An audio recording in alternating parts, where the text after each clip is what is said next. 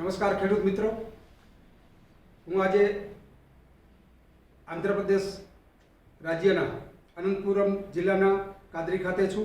મારું નામ આરસી ભૂત, ગામ નાની વાવડી, તાલુકો ધોરાજી, જિલ્લો રાજકોટ.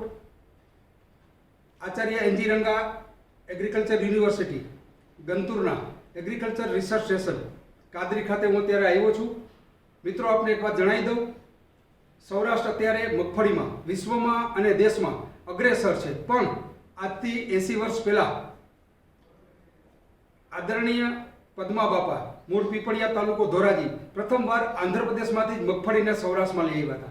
અને આપણા સૌરાષ્ટ્રનું હવામાન, સૌરાષ્ટ્રની જમીન અને ખેડૂતોની રુચિ એટલી પસંદ પડી ગઈ કે આજે આપણે મગફળીના ઉત્પાદન અને ક્વોલિટીમાં બધે અગ્રેસર છીએ. તો આજે હું જે એનજી રંગા એગ્રીકલ્ચર યુનિવર્સિટીની અત્યારે સૌરાષ્ટ્રમાં જે ખેડૂતોને સૌથી વધારે ઉત્કંઠા છે એ જાત કાદરી લપાક્ષી માટે અત્રે એગ્રીકલ્ચર રિસર્ચ સ્ટેશન કાદરી ખાતે આવ્યો છું. હવે આપણે અત્યારે રિસર્ચ સ્ટેશનના પ્રિન્સિપલ સાયન્ટિસ્ટ, ગ્રાઉન્ડનટ અને હેડ डॉक्टर KSS नाइक साथ बात करसूं. नाइक सर, आपका स्वागत है. स्वागत है. नाइक साहब, हमारे सौराष्ट्र में जो मूंगफली का सबसे बड़ा बेल्ट है भारत में और विश्व में, वहाँ आपकी जो कादरी लेपाक्षी है जो अभी नोटिफाइड हुए हैं, उसके बारे में सब किसानों को जानने के लिए, समझने के लिए, उसको बोने के लिए बहुत क्यूरियोसिटी है. मैं आपसे पूछना चाहूँगा कि आप मुझे कादरी लेपाक्षी के बारे में थोड़ा बताइए प्लीज. कादरी लेपाक्षी ये all India coordinated research project on groundnut का जो हेडक्वार्टर जूनागढ़ में है हमारा, जो नेशनल इंस्टीट्यूट का, वहाँ ये कादरी 5 इम्पोर्टेंट मेन स्टेशंस हैं, 5 में कादरी एक है. तो कादरी में अब तक अभी तक 12 वैरायटीज निकाला है हमने. तो पिछले साल 220 में जून 15 को all India coordinated research project में हमारा एक कादरी लेपाक्षी के 1812 करके नंबर से हम पूरा देश में टेस्टिंग करवाया था. 3 साल का टेस्टिंग के बाद जून 15 को इसको नेशनल रिलीज के लिए आइडेंटिफाई किया गया है. उसके बाद हम नोटिफिकेशन प्रपोजल सबमिट किया है. सेंट्रल वैरायटी रिलीज कमेटी ने इसको 9 नवंबर 2020 में नोटिफिकेशन दे दिया. वो गेजेट ऑफ पब्लिकेशन हो गया उस दिन से.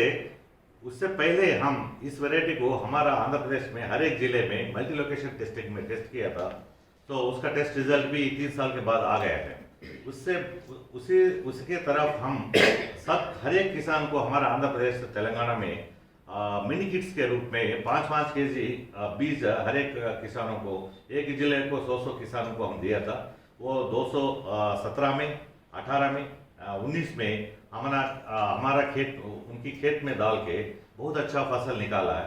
जो 5 केजी लिया हुआ था हमसे, वो 50 से 60 केजी 80 केजी कर लेने के बाद 1 एकड़ में डाल दिया. 1 एकड़ में ये 25 बोरे से कुछ लोग खेत में बारिश के अंदर 55 बोरे तक निकाला है. कुछ लोग इसको पानी के अंदर डाल के 60-70 बोरे तक भी चले गए. तो इसका जो अपना इसका फसल का जो आनंद उनके सभी किसानों से बांटने के लिए इसके रिजल्ट, इसके फोटो सब व्हाट्सएप में रखा, बाद में यूट्यूब में रखा, अपना फेसबुक में रखा. वो सिर्फ फेसबुक में देख के बहुत लोग इसके बारे में जानकारी लेके बीज के लिए बहुत लंबे गांव से, हर एक स्टेट से आ गए. तो इसका जो रिजल्ट भी ऐसा है, हमारे पे एक दिन में 2000 फोन तक आ रहा था इसके बीज के लिए. બહુ સારી વાત છે મિત્રો.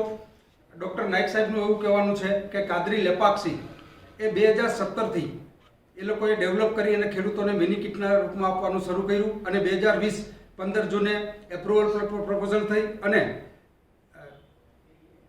નવેમ્બર મહિનાની 9 તારીખે જે નોટિફાઈડ થાય એ નોટિફિકેશનની પ્રક્રિયા પૂરી કરવામાં આવી છે. કાદરી લેપાક્ષી માટે એવું કહેવાય છે, સાહેબ સાથે અમારી ત્રીજી મુલાકાત છે ત્યારે એવું કહેવાય છે કે કાદરી લેપાક્ષી એ જે લોકોને ઉભળી જાત વાવવાની, મગફળીની ઉભળી જાત વાવવાનું પસંદ કરતા હોય એના માટે બેસ્ટ વેરાયટી છે. અત્યંત વધારે ઉત્પાદન આપે છે. હવે આપણે नायक साहब ने एना जी टेक्निकल डेटा है एना विषय हूँ पूछीश। सर पहले ये बताइए कि ये जो वेराइटी है उसको ये बोने के लिए सॉइल में Yes. 2 रो के बीच और 2 प्लांट के बीच कितना डिस्टेंस होना चाहिए? ये हम तो ये अब तक के पूरा देश में हम इसी स्पेनिश बंच वैरायटी है ये। हाँ। स्पेनिश बंच का वैरायटी को डिटर्मिनेट ग्रोथ आता है, हाइट ज़्यादा नहीं आता। हाँ। तो 25 सेंटीमीटर से एवरेज हाइट है इसका। तो और स्पेनिश बंच है, स्पेनिश बंच को यहाँ के एक लाइन की एक लाइन के बीच में 30 सेंटीमीटर नहीं तो 12 इंच नहीं तो 30 सेंटीमीटर रखना चाहिए। और हम स्पेनिश बंच को एक पौधे के और 2 प्लांट टू प्लांट हम 10 सेंटीमीटर रखते थे। अब इसमें ज़्यादा ब्रांचेस आए हैं ना, जिसलिए हम 15 सेंटीमीटर रेकमेंड कर रहे हैं, क्योंकि 15 सेंटीमीटर आधा कदम मतलब 6 इंचेस। तो 30 सेंटीमीटर इंटू 15 सेंटीमीटर नहीं तो एक कदम और आधा कदम, और 12 इंच नहीं तो प्लांट टू प्लांट 6 इंचेस रखने से, क्योंकि इसमें ब्रांचेस हम जो भी वेराइटीज इस्तेमाल कर रहे हैं स्पेनिश में वो 5 ब्रांचेस से 6 ब्रांचेस रहता है। इसमें 15 ब्रांच से लेके 30-40 ब्रांच भी रहता है, इसलिए स्पेसिंग बहुत अच्छा देना चाहिए। हाँ जी सर। मित्रों, नायक साहेबનું કહેવાનું છે કે 2 હાર વચ્ચેનો ગાળો 12 ઇંચ એટલે કે 1 ફૂટથી માંડી બરોબર, અને 2 છોડ વચ્ચેનું અંતર 6 ઇંચ। પણ સાહેબનું એ પણ કહેવાનું છે કે સૌરાષ્ટ્રમાં જે રીતે હેવી બ્લેક સોઇલ છે એ એરિયામાં એ 2 હાર વચ્ચેનું અંતર 12 ઇંચથી વધારી 15 ઇંચ કે 18 ઇંચ કરી શકાય, પણ જે 2 છોડ વચ્ચેનું અંતર છે 6 ઇંચ એમાં કોઈ फेरफार न થાય તો વધારે महत्तम उत्पादन મળે છે। तो सर अब ये बताइए कि ये जो सीड रेट है पर एकड़ Yes. वो आप क्या रेकमेंड करते हैं? ऐसा है, इसमें सीड रेट हर एक स्पेनिश बंच वैरायटी को 75 to 90 केजी सीड रखते हैं।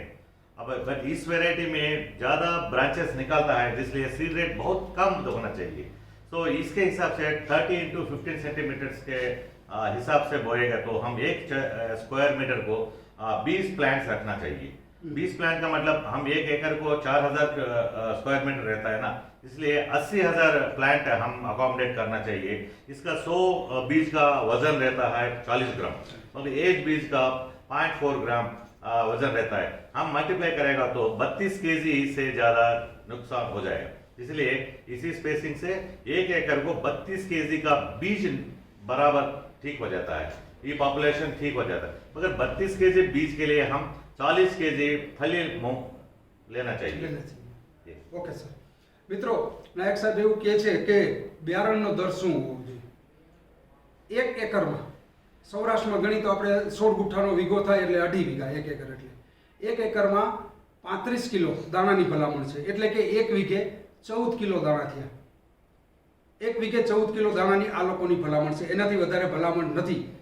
મારી આપને ખાસ વિનંતી છે કે યુનિવર્સિટીની જે કોઈ ભલામણો હોય એ સ્ટાન્ડર્ડ અને દરેક પ્રકારના અખતરાઓ લીધા પછી નક્કી કરવામાં આવેલ હોય છે, જે આપ લોકોને સૌને અનુસરવા માટે વિનંતી કરું છું। આ વેરાયટીના 100 દાણાનું વજન 40 ગ્રામ થાય છે, એટલે 400 મિલીગ્રામનો એક દાણો થાય છે, એ હિસાબે એ લોકોએ રેશિયો કર્યો છે। હવે अब सर आप मुझे ये बताइए कि इसमें जो फर्टिलाइजर आते हैं Yes. पहले और सप्लीमेंट्री डोज में उसको आप किस तरीके से इस्तेमाल करना चाहिए हमें? या इसमें जो भी फर्टिलाइजर्स रिकमेंडेशन है एनपीके बोलते हैं हम, इसको हर एक फसल के लिए हम 16 एलिमेंट्स डालना पड़ता है।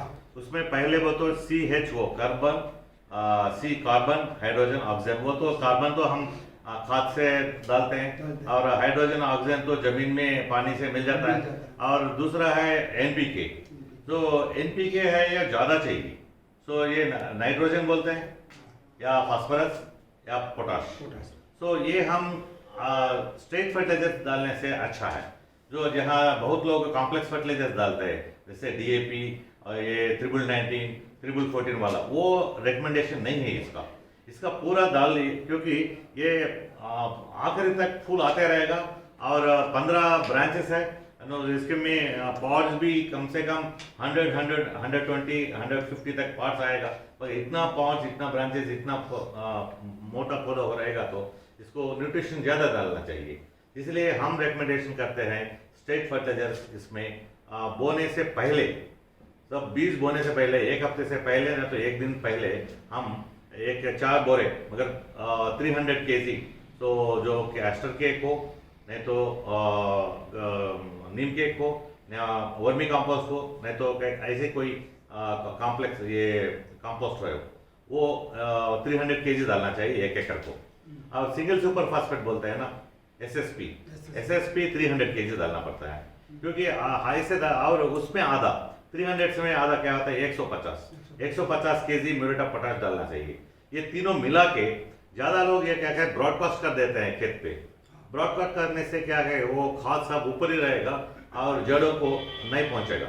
इसलिए मैं रेकमेंड करता हूँ ये हम ट्रैक्टर में डाल के पहले बोना चाहिए, बीज के अलावा पहले ही ये खाद बोना चाहिए मिक्स करके, जो नीम के या कैस्टर के सिंगल सुपर फास्फेट 6 पैकेट मतलब 50 kg पैकेट्स, और नहीं तो 300 kg, अब मेरे टाइप 150 kg मगर 3 पैकेट सब मिला के बोना चाहिए। उसके बाद क्या करना, हम जब बीज बोते हैं ना तब लाइन लगा के एक लाइन में 15-15 सेंटीमीटर के हिसाब से हम बीज बोना चाहिए। उस बोते वक्त 1 पैकेट यूरिया हम ब्रॉडकास्टिंग करेगा तभी चलेगा, क्योंकि यूरिया है ऐसे ही नीचे भी जाएगा, साइड भी जाएगा, हवा में भी एवापरेट हो जाएगा।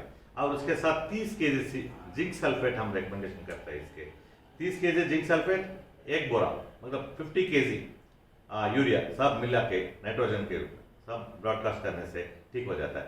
उसके बाद बोने के बाद हम कम से कम फूल आने तक पानी नहीं देना चाहिए, मगर पानी के नीचे डालेंगे तो पानी बारिश इरिगेशन नहीं करना चाहिए। तब वो पहले फूल देखते हैं ना तब हम 25 kg यूरिया ब्रॉडकास्ट करके, और 30 और 40 के दिन के बाद है ना, 30 बोने के बाद 30 दिन के बाद हम ये माइक्रोन्यूट्रिएंट मिक्सचर बोलते हैं ना, माइक्रोन्यूट्रिएंट मिक्सचर सूक्ष्म धातु बोलते हैं उसको, वो है हमको मैक्स करके कंपनी में मिलता है।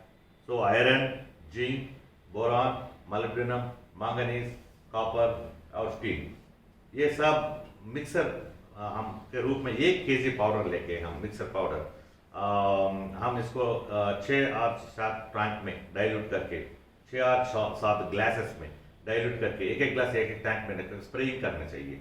तो माइक्रोन्यूट्रिएंट 3 दफा करना चाहिए, 3 बार 15-15 दिन के बाद, और बाद में 40 दिन और 50 दिन के बीच में जो है हम जिप्सम कम से कम 300 kg उसको ब्रॉडकास्ट करने से, वो क्योंकि इसमें सल्फर रहता है और कैल्शियम रहता है, वो जड़ों से नहीं लेता है प्लांट में, उसको जो जो ये पॉट लेता है, ये रेकमेंडेशन है इसका बस।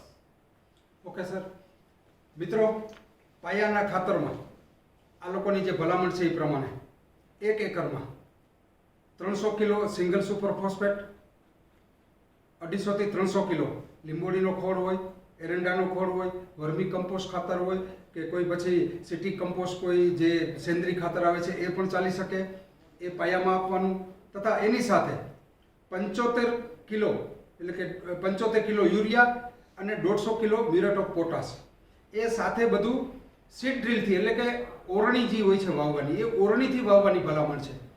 હાથેથી જે રીતે યુરિયા આપણે ડોઝમાં ઉડાડતા હોય, જે બ્રોડકાસ્ટ કરતા હોય એ રીતે નહીં પણ વાવવાની ભલામણ છે। ત્યાર પછી આપણે મગફળી વાવવાની। એના પછી 50 જે છોડ 30 દિવસનો થાય, ફ્લાવરિંગ સ્ટેજ આવે ત્યાં સુધી પિયત આપવાની ભલામણ નથી। ફ્લાવરિંગ સ્ટેજે પિયત આપવાનું અને 25 કિલો યુરિયા 1 એકર પ્રમાણે ઉપરથી આપવાની ભલામણ છે। મિત્રો આ જે ભલામણો છે એ ભલામણો વધુમાં વધુ ઉત્પાદન થાય, છોડની તંદુરસ્તી વધુમાં વધુ સારી રહે એના માટેની છે। ત્યારબાદ આ જે વેરાયટી છે કાદરી લેપાક્ષી, એમાં કોઈ પણ પ્રકારના કોઈ કીટક હોય કે રોગ હોય એ કોઈ આવતા નથી, એટલે એક પણ જંતુનાશક દવાની ડોઝ છાંટવાની ભલામણ નથી, પણ એના બદલે ફ્લાવરિંગ સ્ટેજ આવે ત્યાર પછી દર 15 દિવસે 3 વાર જે સૂક્ષ્મ તત્વો માઇક્રોન્યુટ્રન્ટ છે એ તમારે જે કોઈ સારી કંપનીના માઇક્રોન્યુટ્રન્ટ લઈ અને ફોલિયર સ્પ્રે એટલે કે પંપથી છાંટવાની, પંપથી આપવાની આપને ખાસ ભલામણ છે। હવે સર आप ये मुझे बताइए इसका ड्यूरेशन टाइम, इसका कंप्लीट होने का इसका लाइफ साइकिल में लाइफ टाइम है, ड्यूरेशन ही बोलते हैं इसको, मैच्योरिटी ड्यूरेशन। इसका ऑल इंडिया टेस्टिंग में मैच्योरिटी ड्यूरेशन 107 दिन से लेके 113 दिन तक आया है। एवरेज ने 112 दिन है। મિત્રો આ મગફળીના પાકવાના દિવસો 107 દિવસથી 113 દિવસનો છે ગાળો, એટલે કે આપણે સૌરાષ્ટ્રમાં જે લોકપ્રિય વેરાયટી છે GG20 એનાથી એક અઠવાડિયું વહેલી પાકી જાય છે। ત્યારબાદ આની અમુક લાક્ષણિકતા બીજી તમને કહું તો અગર ક્યારેક વરસાદી વાયરું આવે ને વરસાદ ખેંચાય તો આ લોકોએ ફાર્મ ટ્રાયલ લીધા છે સાહેબેને ને, એમાં 2 મહિના સુધી વરસાદ ન થાય તો પણ છોડ સુકાતો નથી, લીલો રહે છે, એ એની તાકાત છે। અને મિનિમમ ઉત્પાદન દુષ્કાળના વર્ષમાં પણ મિનિમમ ઉત્પાદન 12 મણ જેટલું આપણા વીઘામાં, એટલે કે 30 મણ એક એકરમાં થયેલ। અહીંયા જે લોકોએ ટ્રાયલ લીધા એમાં એ રેકર્ડ ઉપર બોલે છે। और सर आपसे एक बात और करना चाहूँगा कि ये वैरायटी यस मानसून में भी बोई जाती है, यस रबी में भी बोई जाती है Yes. और हॉट वेदर में भी। यस ऐसा है। ये वैरायटी हम पूरा देश में ड्राउट रेसिस्टेंट महीना जाता है, क्योंकि ये बारिश 2 महीने बारिश न आने से भी कम से कम 15 से 20 क्विंटल तक 1 हेक्टेयर को आएगा। मतलब 15 बोरे से 20 बोरे तक 40 केजी वाला बोरे जरूर आएगा। मगर वो नहीं, बारिश ठीक तरह से आएगा तो 45 से 55 बोरे तक हम यील्ड इसमें ले सकते हैं। मतलब 45 क्विंटल से 55 क्विंटल पर हेक्टर यील्ड तो इसमें जरूर आएगा। और ऐसे भी ये है कीड़ों मकोड़ों को ताकत, इसके बाद में आप पूछना, हम बताएंगे।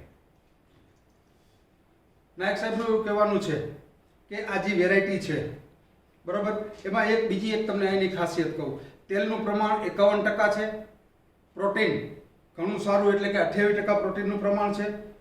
ત્યારબાદ यस ઓઇલ 51%. 51% છે Yeah. અને રોગ પ્રતિકારક શક્તિ મહત્તમ છે, સૌથી વધારે રોગ પ્રતિકારક શક્તિ છે।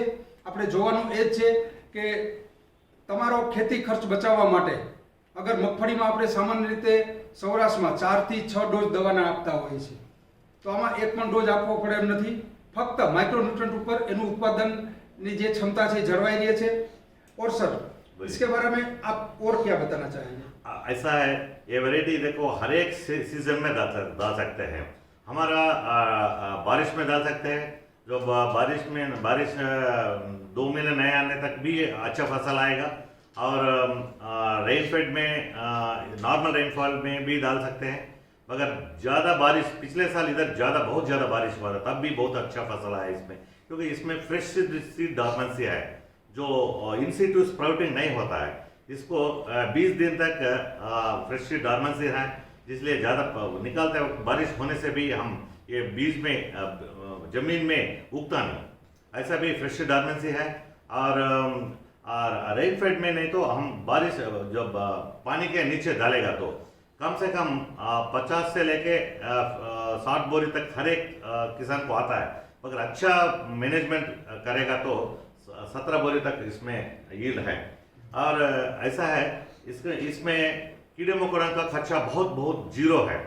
एक बार हम सीड ट्रीटमेंट करेगा तो जो कॉन्फिडर है ना, इमिडाक्लोपिड 2 ml पर केजी से उसके आधा घंटे के बाद यह स्प्रिंट हो, साफ हो, 2 ग्राम पर 1 केजी को, उस दोनों को सीड ट्रीटमेंट करने के बाद पूरा फसल में एक बार भी कीड़ों मकोड़ों को कोई फंगिसाइड या पेस्टिसाइड स्प्रे करने का जरूरत ही नहीं होगा। कम से कम 10-15 हज़ार उस पर बचाएंगे। बीज कम डालने से 40 केजी फल डालने से एक 10,000 बीज का खर्च कम हो गया। और इसका जो कीड़ों मकोड़ों का खर्चा तो एक 10-15 हज़ार कम हो जाएगा।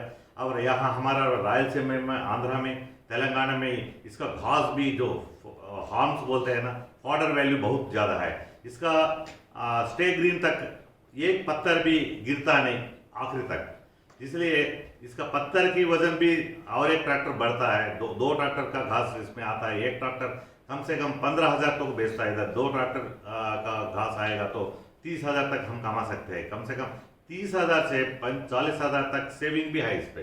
और ऐसे ही फसल डबल है। हमारा कादरी 6 वैरायटी इधर बहुत चालू है। वो कादरी 6 वैरायटी से 51.9% हायर यील्ड है। हमारा जो कादरी 9 है इधर वैरायटी, उससे 20% हाई है। अभी हमारा एक recently release Qadri Amravati variety है, उससे 15% हाई है। और हमारा कादरी हरितांध्र वैरायटी से हम टेस्टिंग किया है, उससे 27% हाई यील्ड है। ऐसे ही धरणी करके एक हमारा वैरायटी है, हमारा आंध्र प्रदेश में रिलीज हुआ, उसके 33% हाई यील्ड है।